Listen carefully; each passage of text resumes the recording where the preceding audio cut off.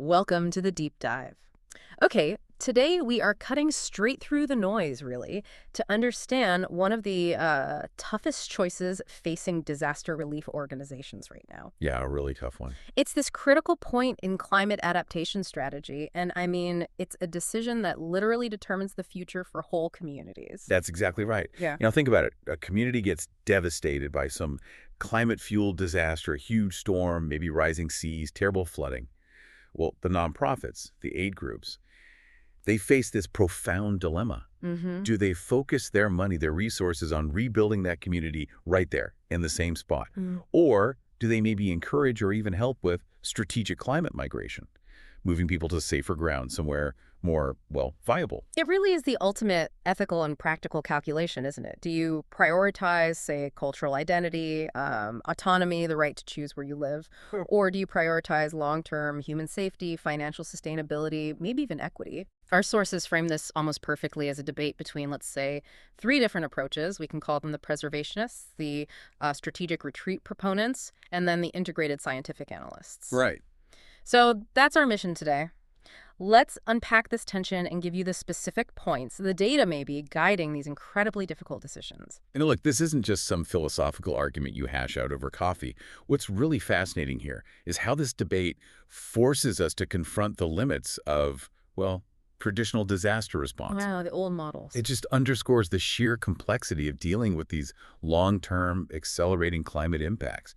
It demands evidence-based solutions, things specific to the context that try to balance, immediate recovery needs with long-term resilience. Okay, let's unpack this then, and we should probably start with the arguments for sticking around for rebuilding.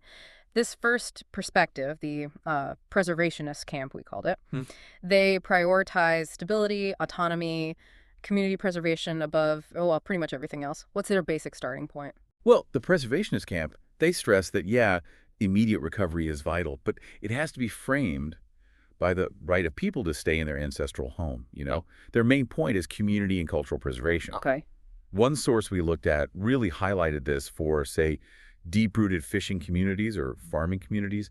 Their identity is just intrinsically tied to the land, to the local environment. Yeah. If you encourage mass migration, you risk just the instantaneous loss of centuries of unique cultural heritage, maybe specific dialects, ways of life.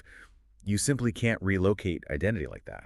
That's a really powerful point. I mean, the human cost of displacement, it goes way beyond just damaged buildings. Absolutely. But what about the hard economics? Because rebuilding again and again, it sounds like a recipe for financial disaster. They do push back on that. They focus on immediate economic stability.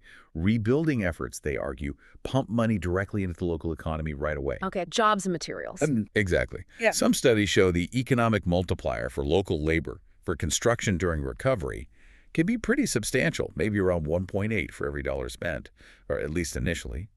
Rebuilding creates jobs now. It revitalizes local shops, local commerce. Whereas relocation? Well, relocation often means abandoning existing investments and just straining the resources of wherever people end up moving to. So their solution isn't just like sticking their heads in the sand. It's about strategic adaptation. Precisely, yeah. Instead of seeing these vulnerable regions as just lost causes, they argue the efforts should focus on making those places stronger. How? Like, what does that look like? Well, investing in better climate-resilient infrastructure, advanced warning systems, sustainable practices, things like improved seawalls, maybe raising buildings. The goal is to reduce future vulnerability and, ideally, eliminate the need for migration by showing the community can actually endure.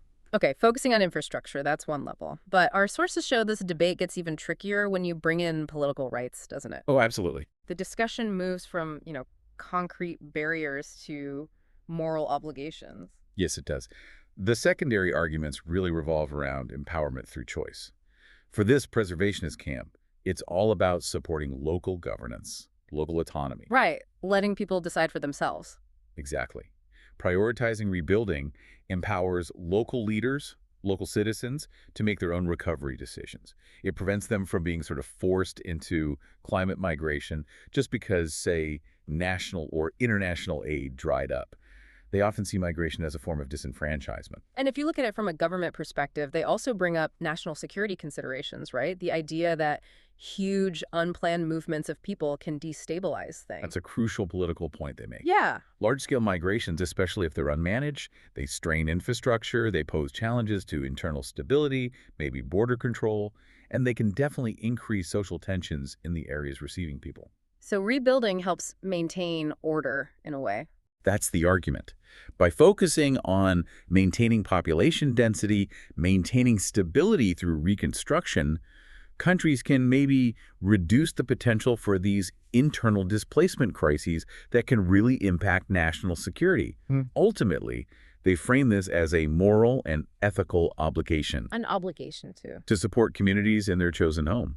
Abandoning them, especially if there are adaptive technologies available, is seen as neglecting a core governmental responsibility. Okay, that's a really robust case for self-determination, for local resilience. It makes a compelling argument that we should fight for every inch of settled land. It does. But now we have to shift gears pretty dramatically. Let's look at the opposing perspective, the ones we call the strategic retreat proponents. Right. Agent B? They look at the science, and they seem to prioritize long-term safety, maybe equity, over the sort of short-term preservation of place and property. That's the core difference. For the strategic retreat proponents, long-term human safety has to be the driving force. Their initial arguments really center on human safety and well-being. Because the science is. Because the science is clear, as you said. Some regions, especially these low-lying coastal areas, are just becoming increasingly uninhabitable. It's accelerating sea level rise, more extreme weather. So prioritizing relocation, they argue, is the most effective way to reduce that chronic vulnerability and prevent future, catastrophic loss of life. I can see the logic, absolutely. But if rebuilding offers that immediate economic boost and keeps cultural roots intact, why is migration the better solution in their view? Because rebuilding in these really high-risk areas, especially places facing unavoidable chronic hazards like permanent flooding, really only offers temporary relief. Migration, in their framing, is the truly sustainable long-term solution. Why sustainable? Because it breaks the cycle, that disaster recovery disaster cycle. Aid organizations spend billions, literally billions, repeatedly propping up the same vulnerable regions. Right. Migration, on the other hand, helps individuals establish secure, permanent lives somewhere else. It reduces that reliance on endless disaster aid and potentially frees up funds for proactive adaptation in other places. Okay, that leads us to their core moral argument, which is about equity and justice. But isn't forcing or even facilitating migration just another layer of inequity, displacing vulnerable populations yet again? That's the immediate challenge to that idea, absolutely. But they argue the opposite. They say, look, climate change disproportionately hammers marginalized communities, the ones with the fewest resources to rebuild after disaster after disaster. So migration, if it's planned well and supported proactively, can actually address existing inequities. It can give those least able to recover a path to a better future in more stable environments, places maybe with better schools, healthcare, job prospects. It could potentially level the playing field. So this shift isn't seen as defeat, but more like reframing aid as a catalyst for social mobility and proactive risk management. Absolutely. Instead of being reactive, waiting for the hurricane to hit and then rushing in. Right. This perspective tries to anticipate future risks and mitigate them before the catastrophic loss happens. This proactive strategy, they hope, minimizes the strain on national and global disaster response systems. The goal is to maximize democratizing opportunity, Meaning. allowing individuals to move to areas where they can genuinely thrive economically rather than being sort of trapped in places with high climate risk and maybe low economic opportunity. And we heard from the preservationist side about the psychological cost. For these proponents of strategic retreat, moving people out of harm's way is actually key for long-term mental health. It's considered essential. Wow. Think about the psychological toll of repeatedly going through trauma, losing everything, trying to rebuild, only to face the exact same risk next year or the year after. It's immense. Yeah, exhausting. So prioritizing strategic migration, in this view, provides stability, security, peace of mind, things that contribute significantly to psychological well-being, and maybe even long-term community cohesion, just in a new place. It breaks that trauma cycle. Okay, we've definitely established a deep tension here. You've got the preservationist camp championing cultural autonomy, immediate economic help, and then the strategic retreat proponents focusing on long-term safety, social equity. But for the nonprofits actually on the ground, they need to know how to decide between these. Which brings us to our third viewpoint, the integrated scientific analysts. Right. This is where we try to move beyond the sort of political either and bring in the hard data. The scientific synthesis argues that, look, the decision has to be complex. It demands a really nuanced approach that integrates environmental science, socioeconomic factors, sustainability modeling. The foundation really is risk assessment and environmental science. So science first determines if staying is even viable. What kind of metrics are they actually using to make that incredibly tough call? Well, they're looking very closely at data like return interval flooding, or RIF data, how often catastrophic flooding is expected. They're looking at sea level rise projections, the latest ones. Because nonprofits just cannot afford to rebuild expensive infrastructure in places where the science shows, with pretty high certainty, that the area will be underwater or hit by a devastating storm every 5 or 10 years. Yeah. Resources are just too scarce to waste on efforts that are, frankly, scientifically futile against inevitable accelerating environmental change. That makes a lot of sense. So for them, adaptation versus relocation aren't mutually exclusive choices. They're more like points on a spectrum. Exactly right. Data-driven assessments have to first inform whether resilient urban planning, think about Singapore's massive flood control or the Dutch coastal defenses, is even viable for adaptation in a specific place. And if it's not? Well, if the science determines that, say, a 20-year investment in adaptation will still be completely overwhelmed in 15 years, then strategic migration really becomes the only prudent choice left. They also demand careful socioeconomic consideration, Wait, like analyzing how relocation impacts both the place being left, the labor pool, the tax base, and also the burden on the receiving regions, infrastructure, resources, social services. It's a whole system view. this really highlights how technology and research should be driving policy, ideally globally.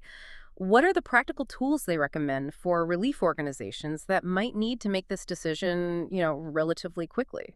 Well, the scientific approach demands continuous updates. That means using dynamic climate modeling and monitoring.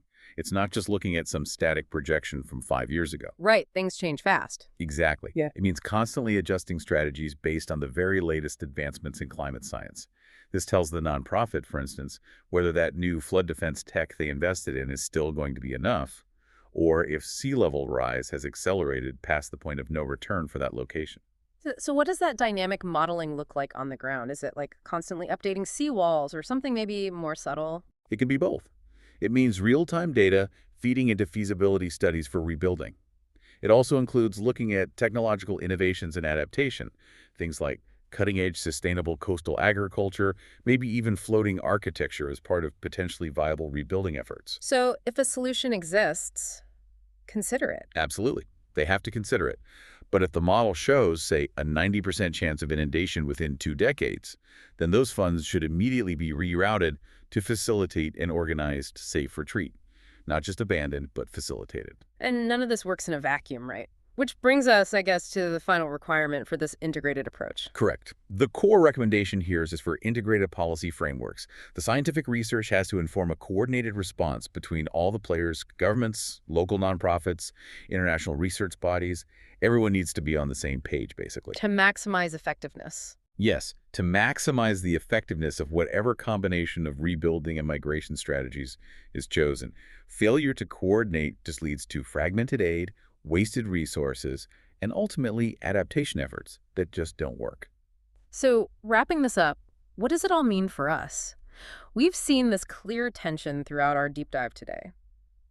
The preservationist camp, really championing the right to choose, maintaining cultural roots. Empowerment through choice. And the strategic retreat proponents focusing on ensuring long-term human safety, maybe using migration as a tool for equity. Human safety and proactive risk management, yeah. It seems the critical conflict boils down to those two things. It really does. And the reality is the decision probably can't or shouldn't be made purely by ideology. The scientific perspective ultimately has to step in and advocate for this flexible, integrated approach. Tailored to each specific place. Exactly. Tailored to the specific vulnerabilities and the capacities of each region. Making sure short-term humanitarian needs get met, absolutely, but while keeping an eye on long-term sustainability goals. The whole debate just underscores that we have to weigh cultural preservation and local economy against the increasing stark reality of uninhabitability and, frankly, our global humanitarian responsibilities. The complexity is just immense, isn't it? But the fundamental decision, it seems, has to rest on evidence and context. Well, thank you for joining us for this deep dive. It's truly one of the defining challenges of our time. No easy answers. No, definitely not. And as you leave this conversation, maybe consider this final provocative thought. Given that this integrated scientific view calls for evidence-based decisions based on what climate projections tell us is likely inevitable, to what extent should the moral, the ethical obligation to support a community's chosen home override the scientific certainty that the location will become definitively unviable? I mean, at what point does choice risk becoming self-destruction? And maybe more importantly, who gets to make that call? That's something for you to mull over.